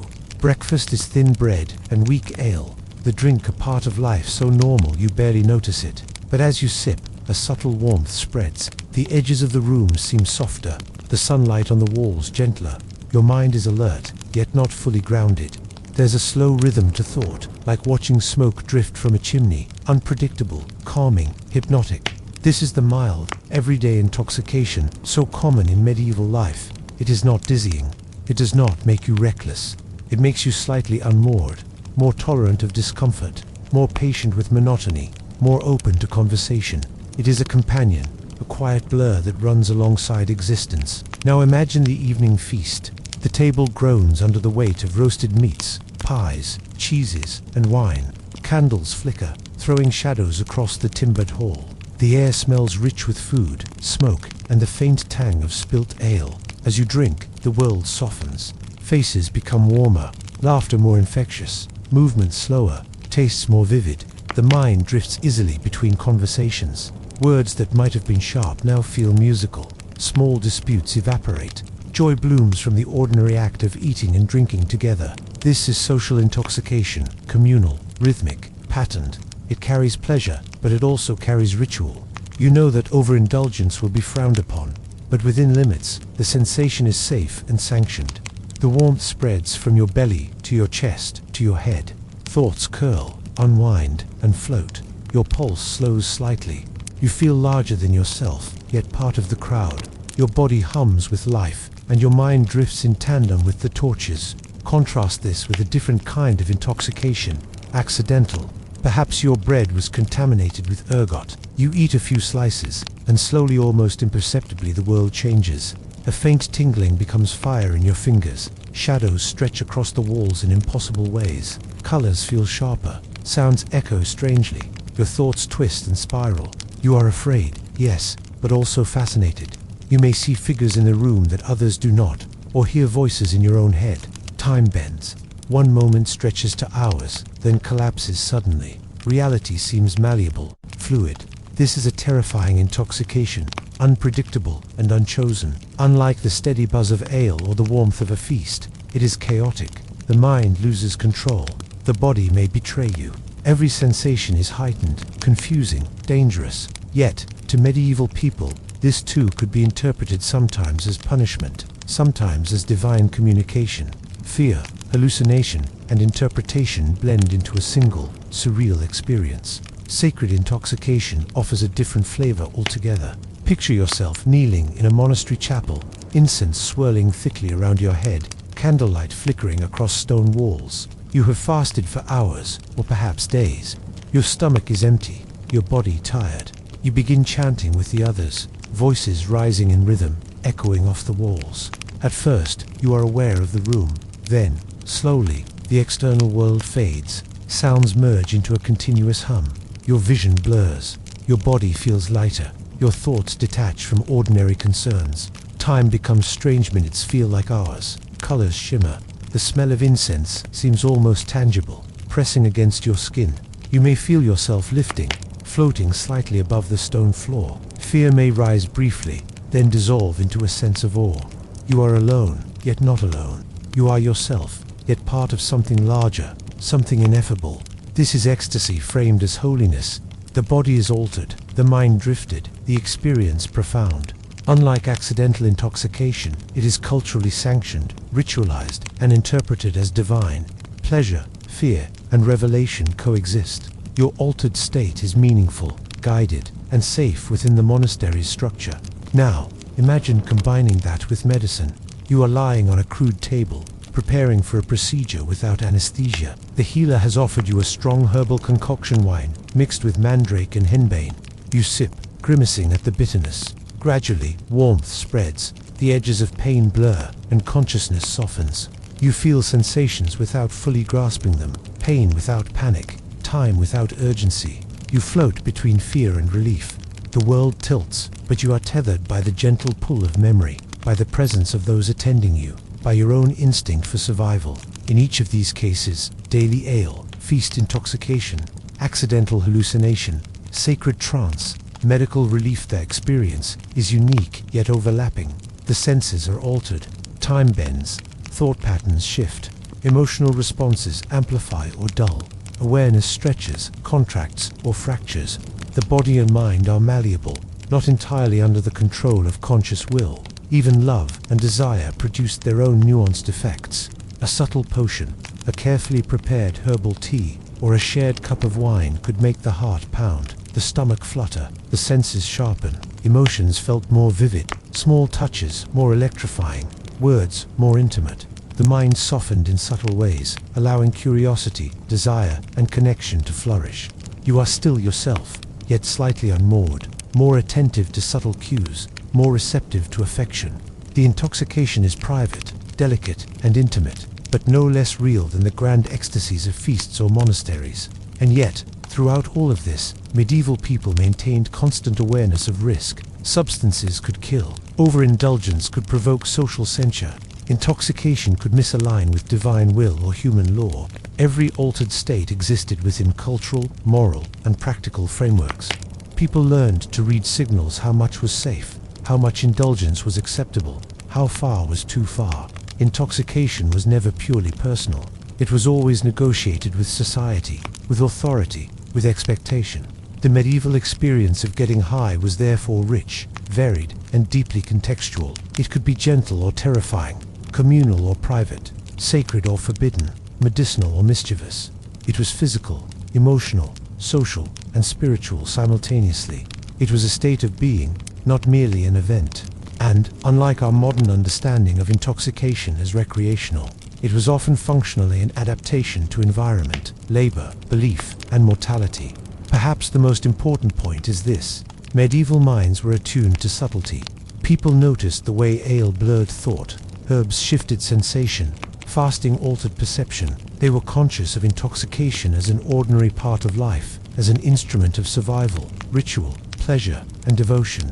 And yet, they were aware that the same sensations could become dangerous, destabilizing, or sinful if misapplied. If you step back, it is remarkable how comprehensive their understanding was. Even without the language of neuroscience or pharmacology, they observed, categorized, ritualized, and interpreted experiences with careful attention to consequence. Intoxication was a lens through which they understood the body, mind, and society simultaneously. So, to get high in the Middle Ages was not simply to drink, chew, or inhale. It was to enter a world where perception was malleable, sensation amplified, and consciousness stretched in ways both ordinary and extraordinary. It was to navigate pleasure, pain, fear, and ecstasy within the frameworks of survival, morality, and meaning. It was, in other words, to be profoundly human.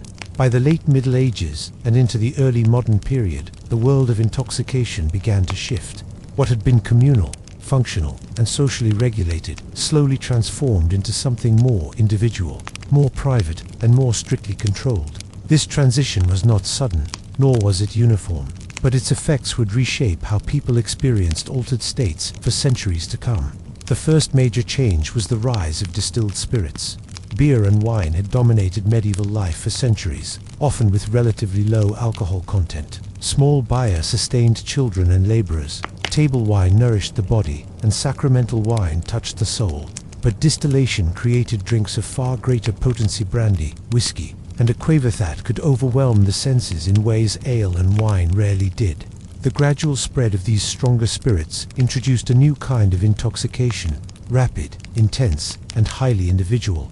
Where medieval intoxication had often been integrated into daily life or ritual, distilled spirits encouraged discreet consumption. A quick dram could remove inhibitions in a way that communal byre never had. Pleasure became more immediate, more personal, and less socially mediated. This was intoxicating in a literal sense, but also socially destabilizing. Authorities noticed, laws evolved, regulations on production, sale, and consumption increased. The tolerance for public drunkenness began to shrink. At the same time, medical understanding of substances began to advance. The Renaissance brought renewed interest in empirical observation, anatomy, and chemistry. Monastic pharmacopoeias, once secretive, were translated, codified, and studied. Herbal knowledge, once closely guarded by women, began to be absorbed into male-dominated medical institutions. The medicinal use of psychoactive plants became increasingly professionalized, and informal use was framed as risky or irresponsible. What had been tolerated in a context of survival, ritual, or sanctioned pleasure was now subject to scrutiny and regulation. Moral frameworks evolved as well. The church and secular authorities increasingly emphasized personal responsibility. Intoxication was no longer just a matter of social and religious context. It became a question of individual morality. Public drunkenness, previously managed through fines or social expectation, was increasingly seen as a failure of character. The pleasure and communal aspects of intoxication were subordinated to the demands of order, productivity, and virtue. This shift also affected women disproportionately. Midwives, herbalists, and informal healers who had once used herbs for pain relief, love, or visionary experience found themselves under tighter scrutiny. Witch hunts, which had risen in the 15th and 16th centuries, often targeted women whose knowledge of psychoactive substances placed them outside institutional authority. The domestic chemistry of love potions and sleep salves, once an everyday and tolerated practice, became evidence of wrongdoing. The private, female-led experimentation with consciousness, which had been a subtle counterbalance to male-controlled knowledge in monasteries and guilds, began to vanish under legal and moral pressure. Intoxication, in short, moved from communal, regulated, and functional experience to something increasingly private, individual, and risky. The slow, everyday buzz of small beer faded into memory. Sacred trances were increasingly framed by formal religious doctrine rather than personal mysticism. Pain relief relied more on standardized remedies. Festivals that had once allowed temporary chaos were often curtailed or moralized. Even the intimate effects of love potions were now subject to suspicion. These changes reflected broader societal transformations. Urbanization and the rise of centralized authority made communal regulation of intoxication more difficult. Trade and exploration introduced new substances: tobacco, coffee, chocolate, exotic spices that altered perception in ways different from familiar European herbs and alcohol. Enlightenment thinking emphasized reason, self-control, and scientific measurement. Pleasure for its own sake was increasingly separated from medicine, ritual, or necessity. The human desire to alter consciousness remained, but the cultural frameworks that had once guided it were weakening. Legal and medical structures sought to replace community judgment with codified rules. Distillation, dosing, and consumption were monitored. Physicians and apothecaries gained authority over substances previously controlled in households or monasteries. People who sought intoxication outside these frameworks were increasingly marginalized. Intoxication became a private act, morally ambiguous, and often judged in isolation from its social or ritual context. The cumulative effect of these changes was profound. Medieval intoxication had been integrated into life. It was woven into labor, ritual, medicine, festivals, and love. Every altered state carried meaning, context, and often purpose. By contrast, early modern intoxication became fragmented. The same experiences, drunkenness, hallucination, sedation, ecstasy, were now more likely to be separated from daily life, judged as moral failures, or treated as medical problems. The communal, socially regulated, and culturally rich experience of getting high slowly disappeared. Yet the desire to alter consciousness did not vanish.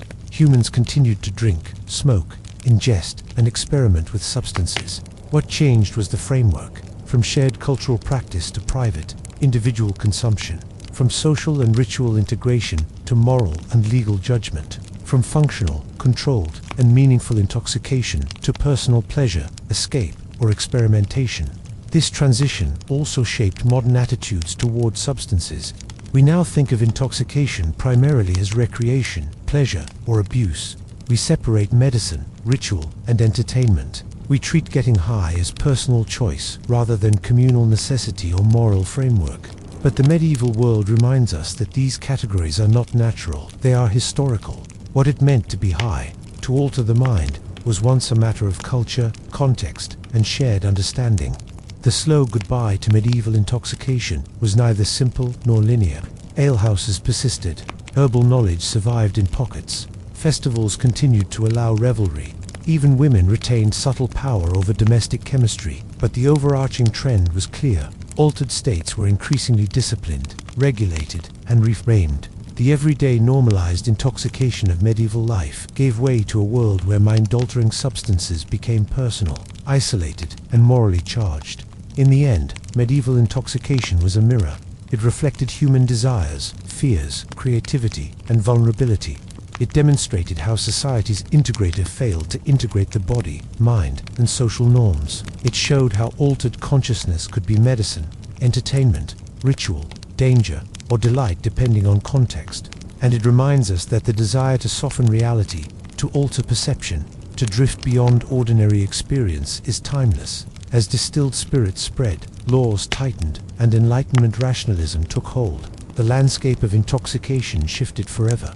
But the human longing to escape, to celebrate, to heal, to love, and to understand through altered perception did not disappear. It simply took new forms, private, measured, sometimes hidden, but no less profound.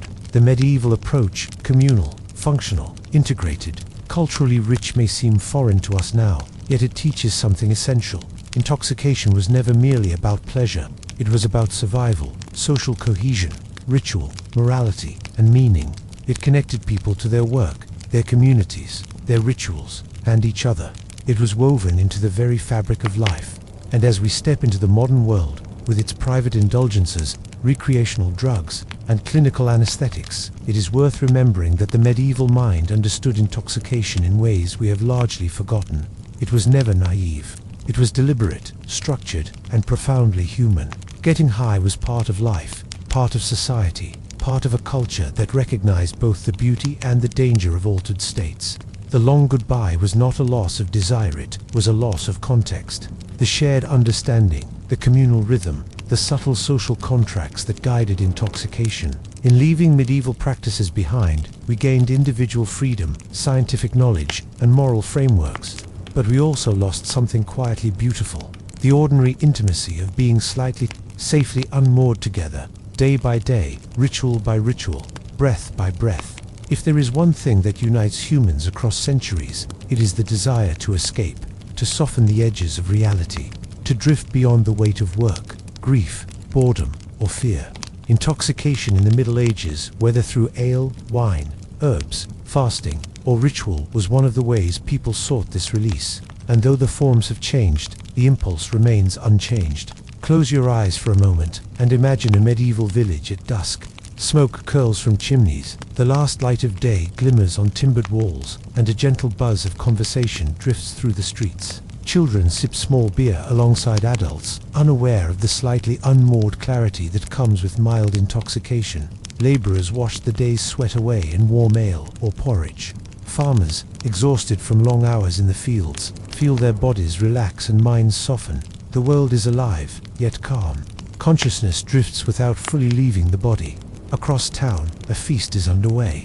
The hall is lit by hundreds of flickering candles. Wine and ale flow freely. Roasted meats sizzle on the table. Laughter rises, and voices overlap in a chaotic symphony. Some are drunk, some mildly buzzed, some sober.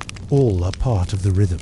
Intoxication is social, ritualized, and simultaneously functional. It lubricates conversation, eases tension, and enlivens ceremony. Here, getting high is a shared experience, a dance of bodies and minds, coordinated by culture and expectation.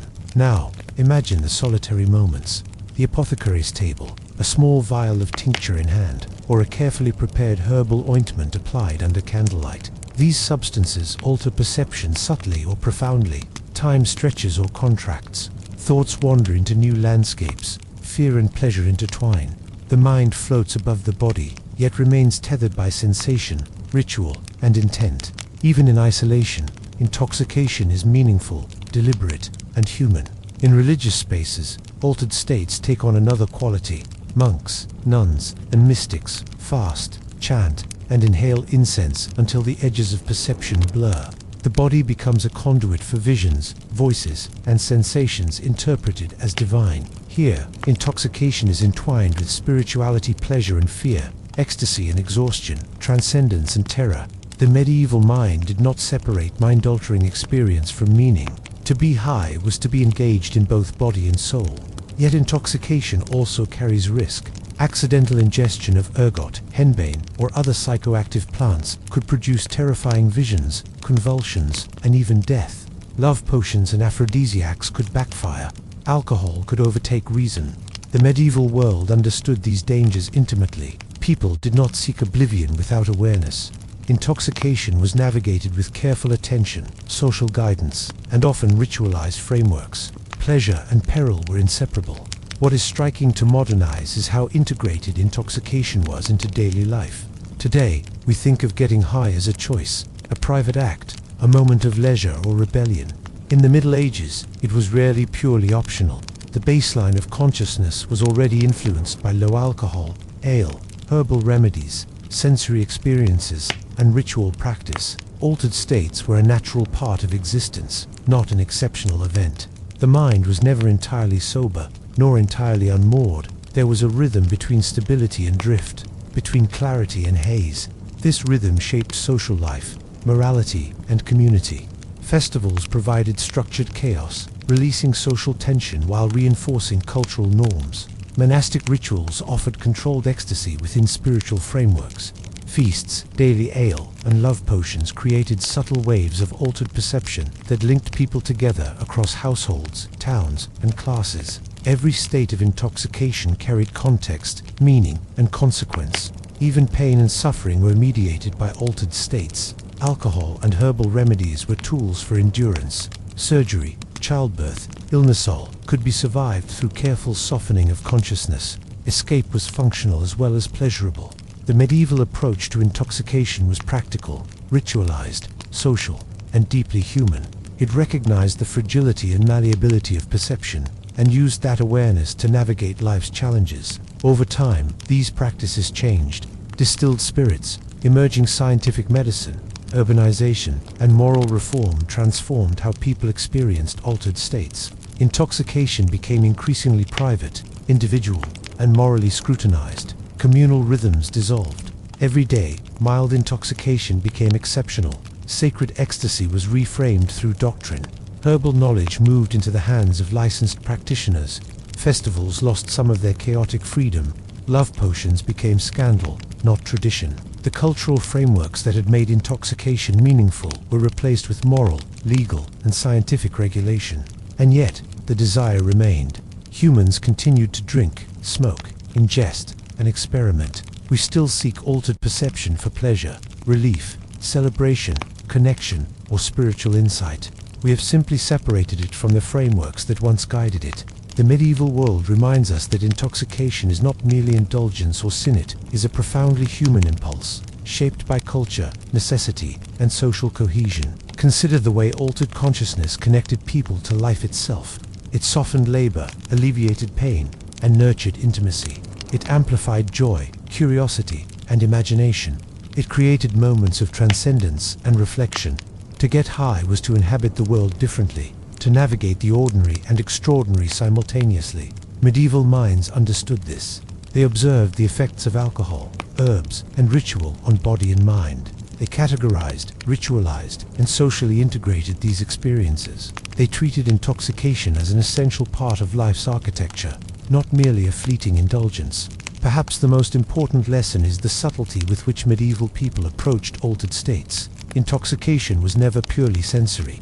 It was moral, social, spiritual, and functional. It demanded awareness, skill, and negotiation. Pleasure and fear coexisted.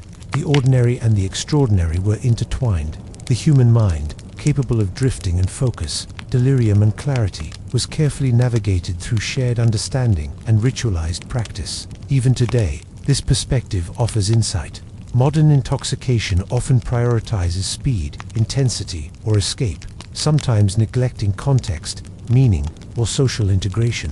Medieval practices remind us that altered states can be harmonized with life, culture, and community, that getting high can be part of a human rhythm rather than a solitary deviation, that intoxication can be deeply reflective, functional, and socially meaningful.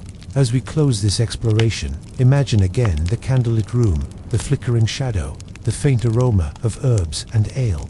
The edges of consciousness blur, thoughts float, senses expand, and for a moment, the ordinary world softens.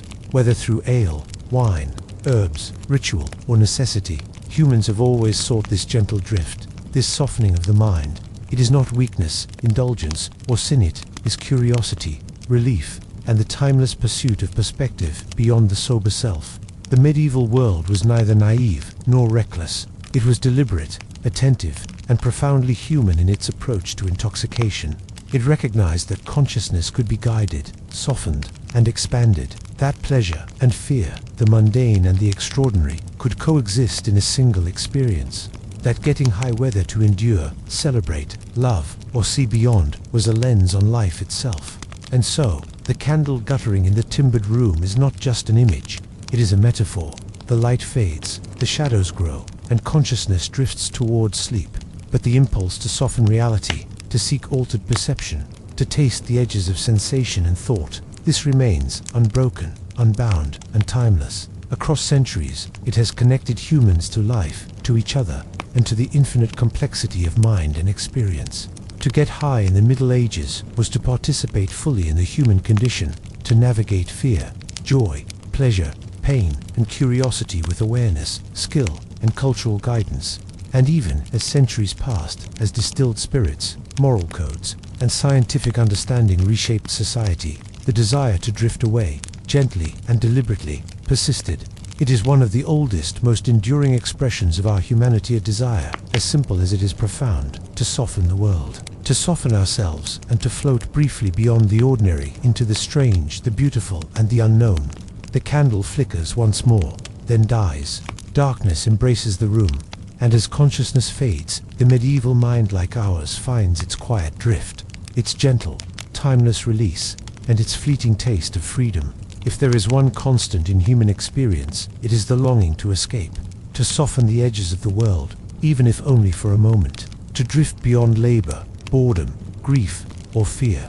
Across centuries, people have found ways to alter consciousness, sometimes through substances, sometimes through ritual, sometimes through sheer imagination. The medieval world, with its alehouses, monastic chambers, herbal apothecaries, and festival halls, offers a window into this timeless impulse. Picture a late spring evening in a small village. Smoke curls from chimneys, mingling with the scent of earth and fresh hay. The last sunlight glints off the timber-built houses, stretching long shadows across the streets. Children sip weak ale alongside adults.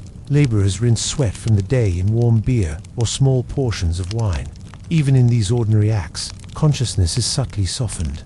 The body is nourished, the mind gently unwrapped. Everyday life carries a quiet, persistent haze that frames perception, not overwhelming, but enough to make the world feel slightly less rigid, slightly more fluid. Across town, a feast is underway. The hall is warm, crowded, and alive. Candles flicker, casting shadows that dance on rough walls. The air smells of roasted meats, spiced pies, and spilled wine.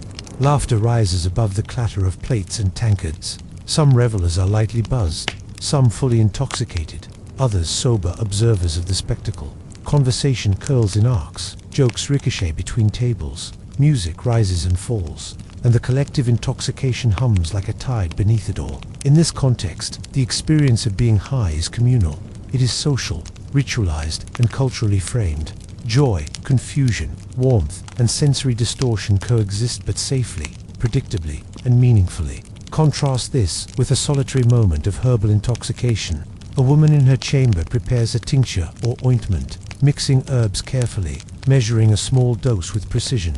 She inhales the aroma of henbane, mandrake, or poppy, feeling the initial wave of warmth and dizziness. Her body softens, time stretches, thoughts drift. The walls of the room breathe subtly with her imagination.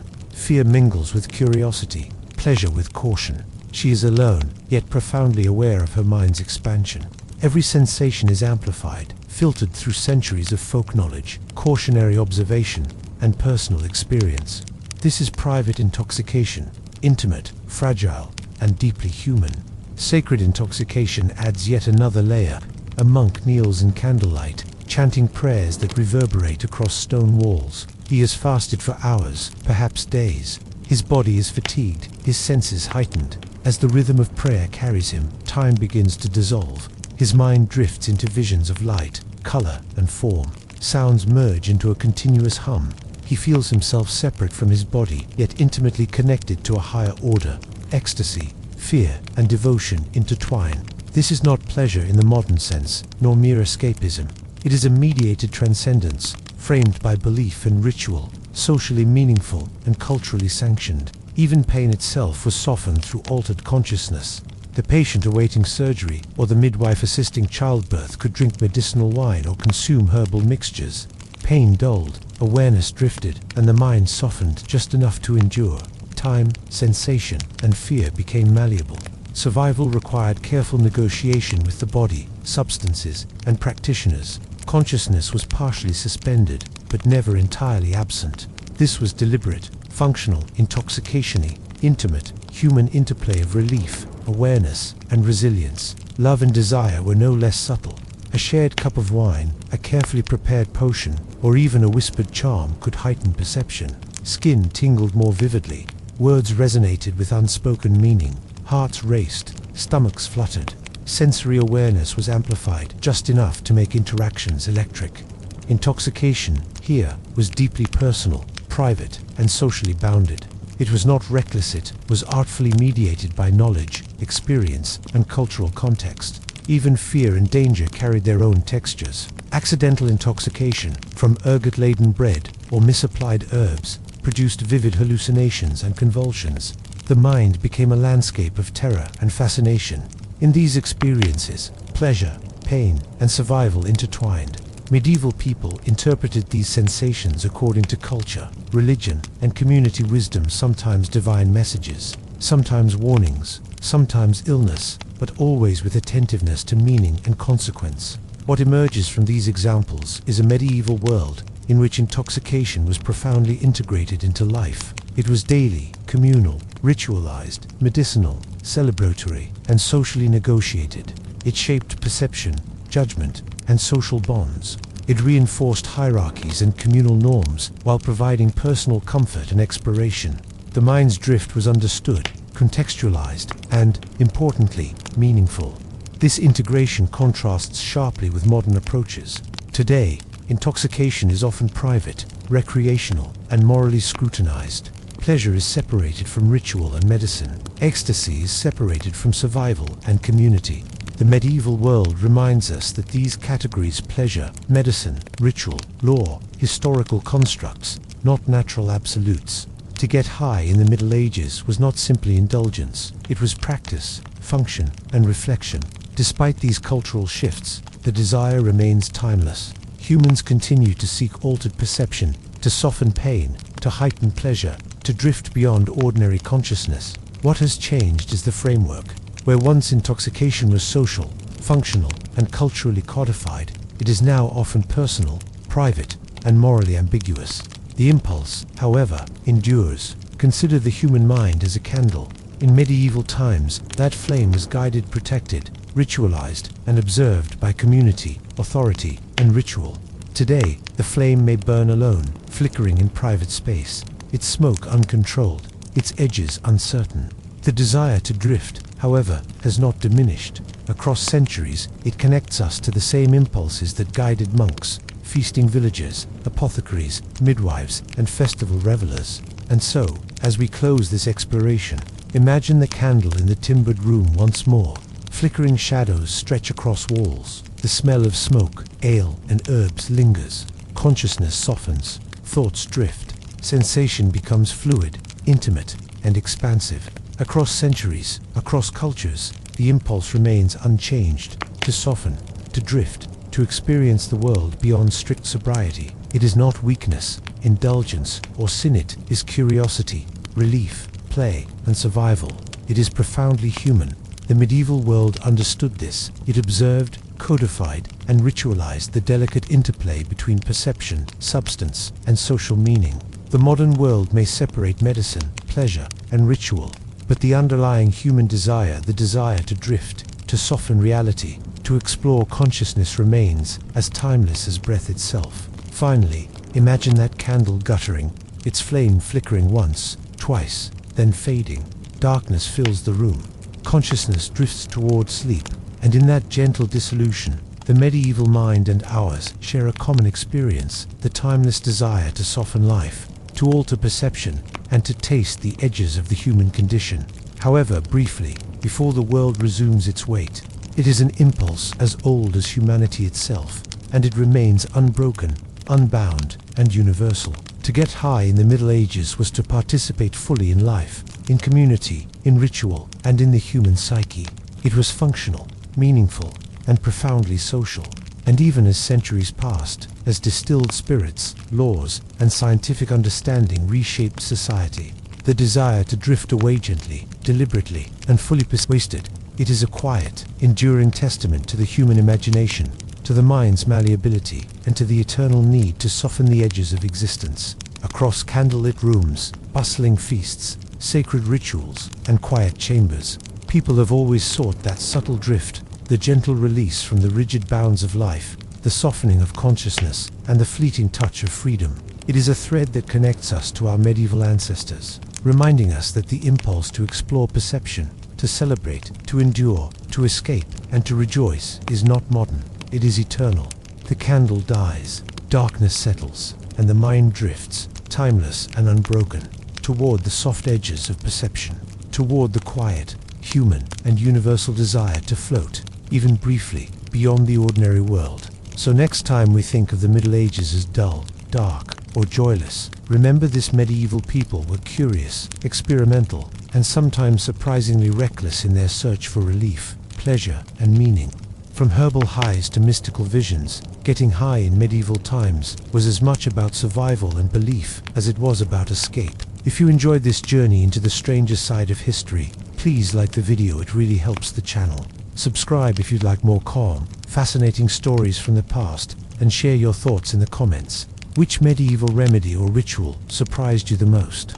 And if you're not ready to leave yet, be sure to watch one of the videos on your screen, now exploring forgotten habits, hidden lifestyles, and the everyday experiences people rarely talk about.